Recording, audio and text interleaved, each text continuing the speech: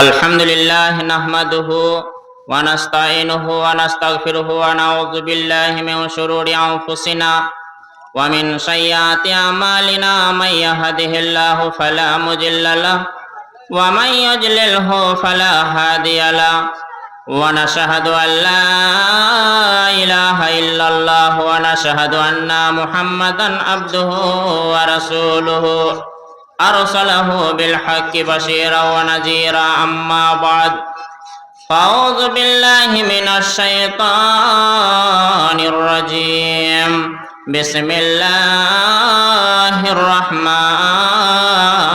الرحيم إنما المؤمنون الذين إذا ذكر الله وجلت قلوبهم وإذا تليت عليهم آياته زادتهم إيمانا وعلى ربهم يتوكلون وقال النبي صلى الله عليه وسلم في الحديث المبارك من سلم المسلمون من لسانه ويده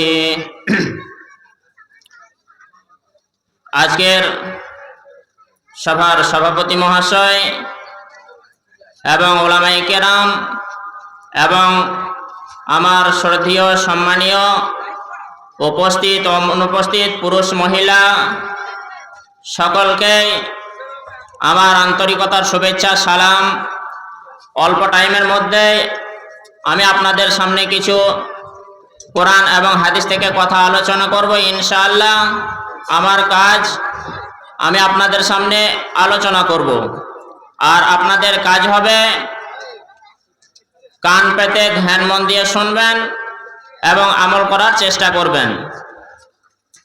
তবে একটা জিনিস, এই কোরআন হাদিসের কথা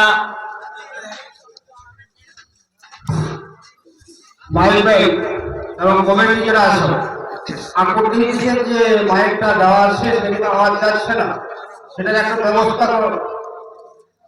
মাইকম্যান এবং মসজিদ কমিটি জালসা কমিটিকে অনুরোধ করা হচ্ছে আপনি থেকে যে মাইকটা দেওয়া আছে সেটাকে আওয়াজ হচ্ছে না, আওয়াজ হচ্ছে কিন্তু বোঝা যাচ্ছে না, সেটা ব্যবস্থা করুন।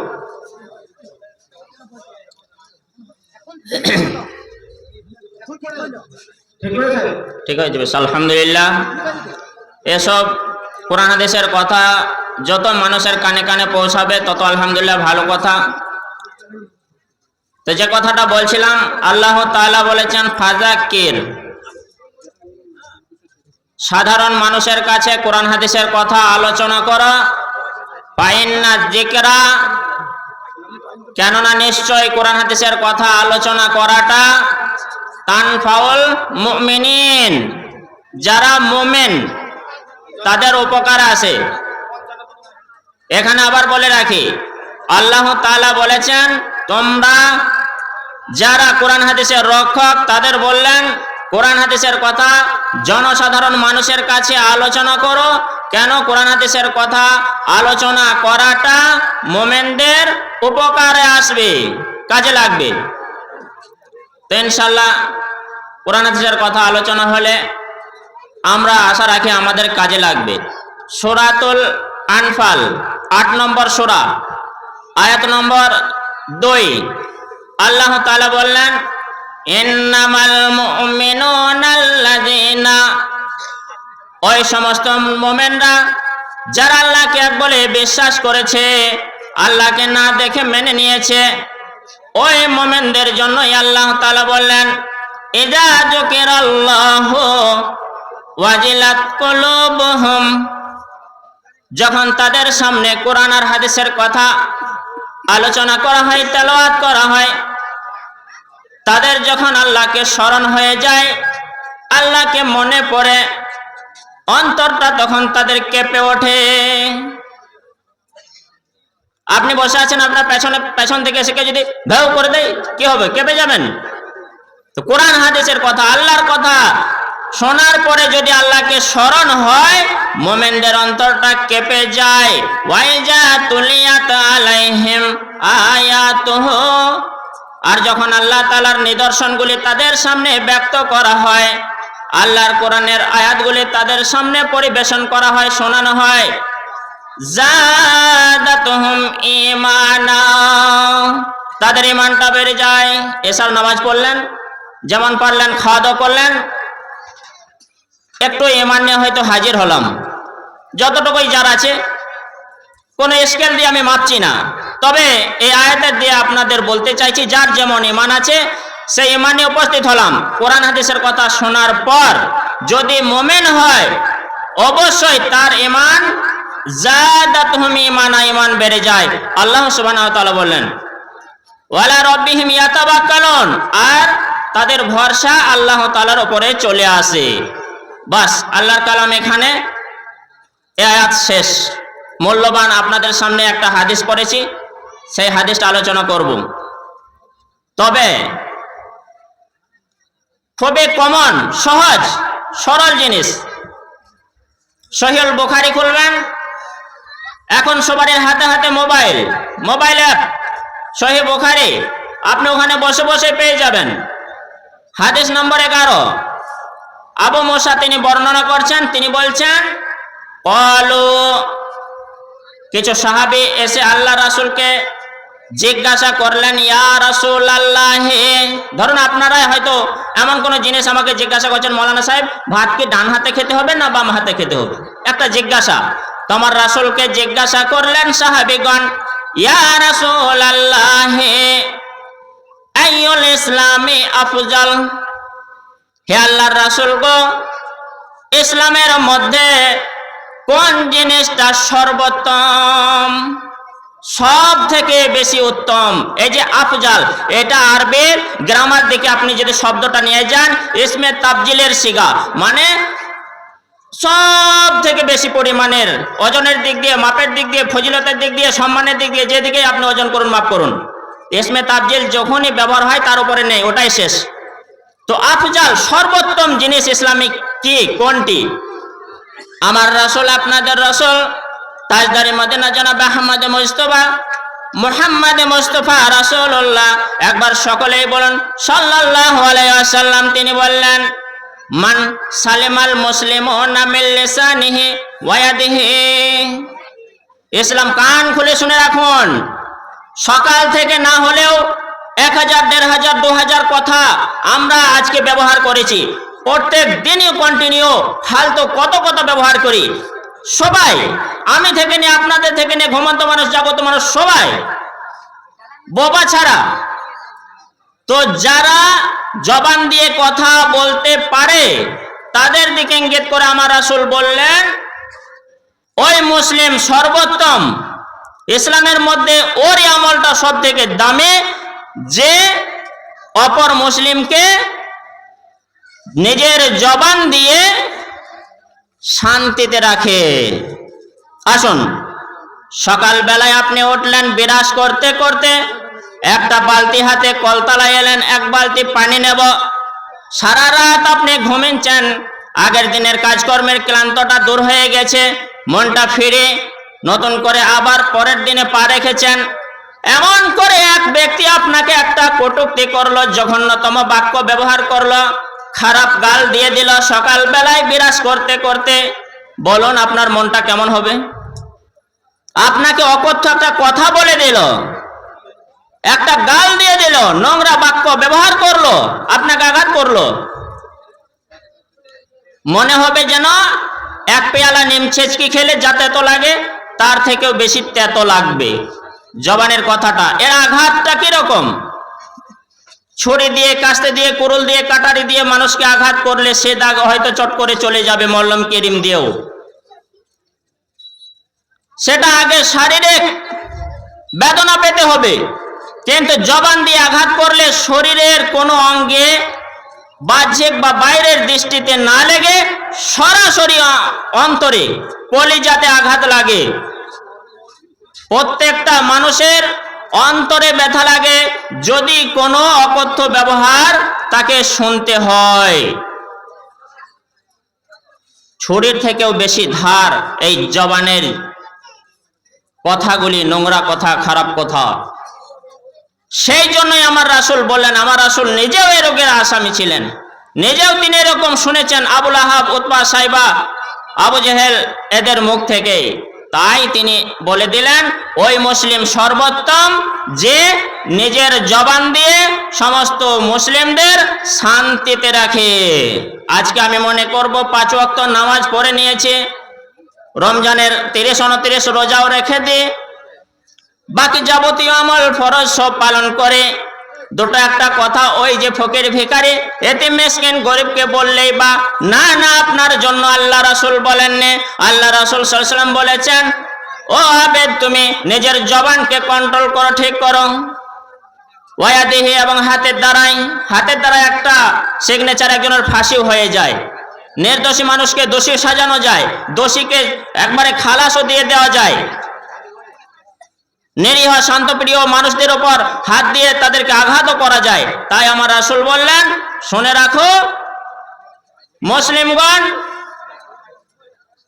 আমার উম্মতগণ, যারা আমার উম্মত হতে চাও তাদের দিকে লক্ষ্য করে বললেন নিজের জবান দিয়ে শান্তিতে যে রাখবে এবং 2 নম্বর নিজে হাত দিয়ে অপর মুসলিমদের শান্তিতে রাখবে, সেই হচ্ছে ইসলামের সর্বোত্তম।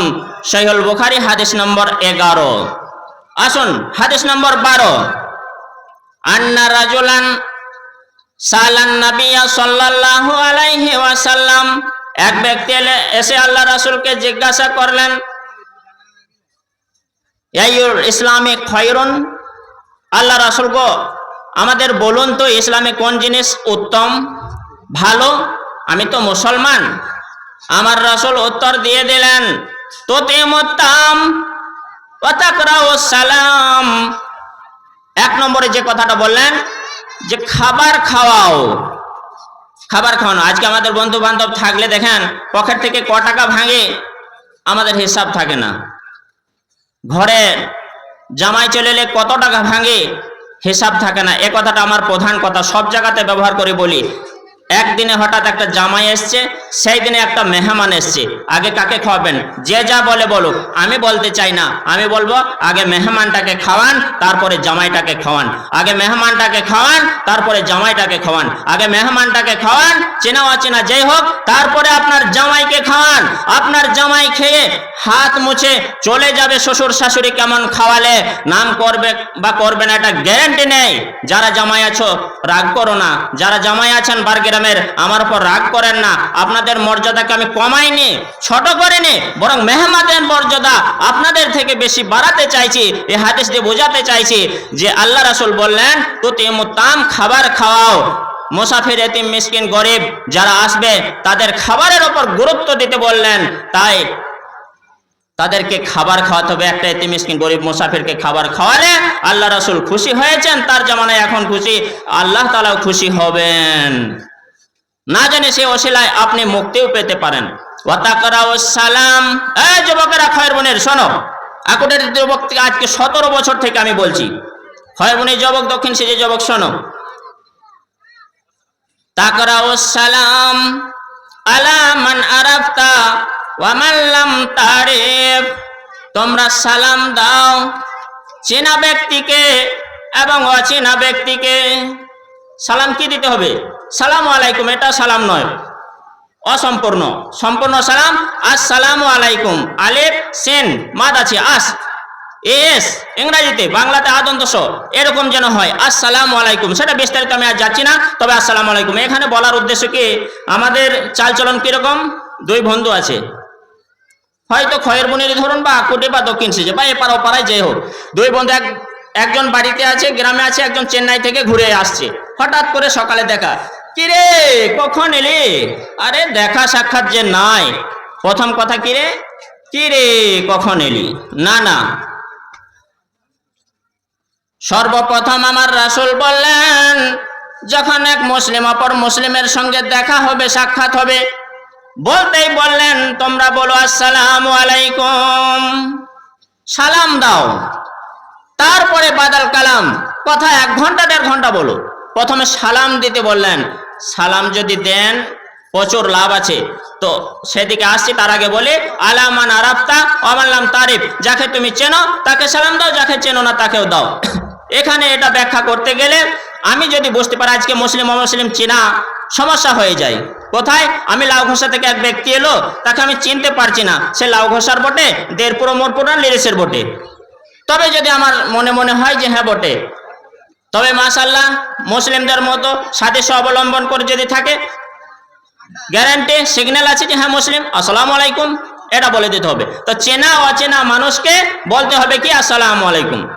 শটার একবার বলে দিয়ে আর একটা হাদিস আছে, মুসলিমের হাদিস, আমার রাসূল বলছেন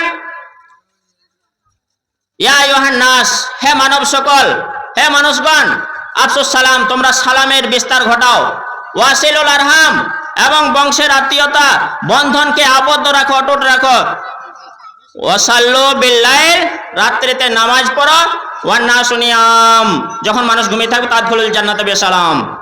ঠিক আছে, আমি আমার আলোচনা শর্ট করে দিচ্ছি, একটা চিরকুট এসছে। আসসালামু আলাইকুম, যে আপনার ভাইরাল বাংলা আজানটা একবার শোনান। কি করব? যদি শোনায় চালু করব? ঠিক আছে, 2 মিনিট।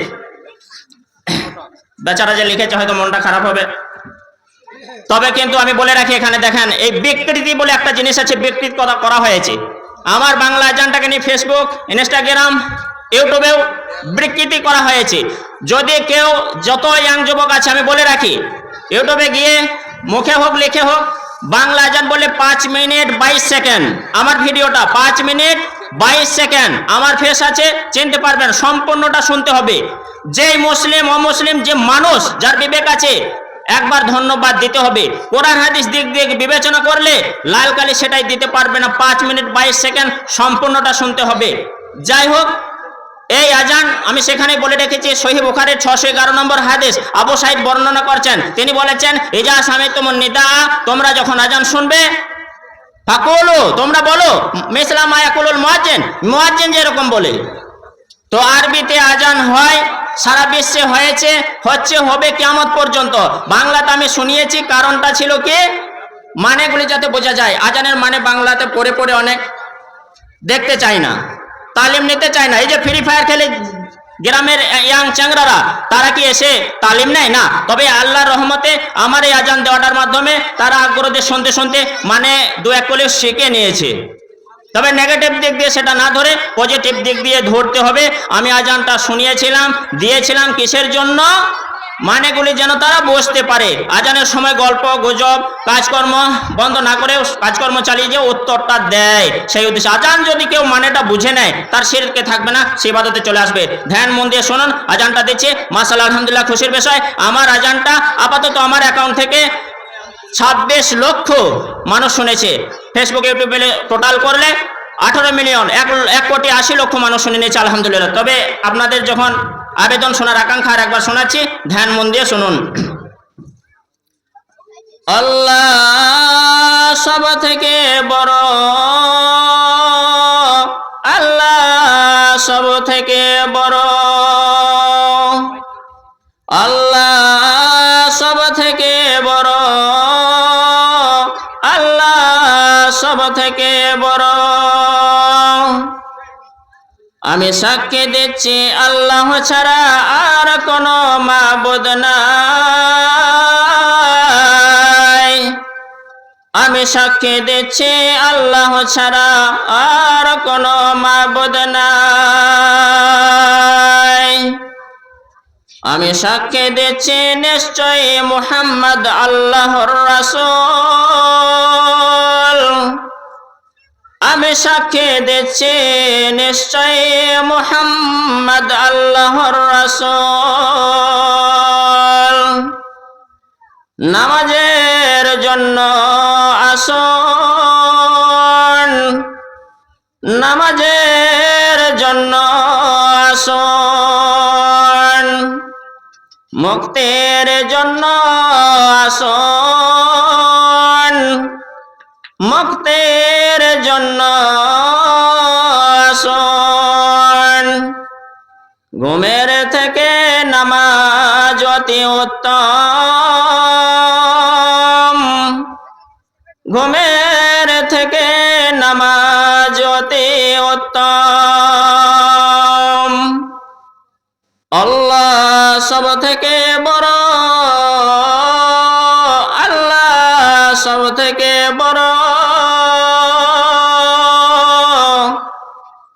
আল্লাহ ছাড়া আর কোন মাবুদ নাই। এটাই ছিল বাংলা আজান। মাশাআল্লাহ, হিন্দুদের গায়ের মুসলিমদের কানে কানে গেলেও সেটা তাদেরও উপকার হবে ইনশাআল্লাহ।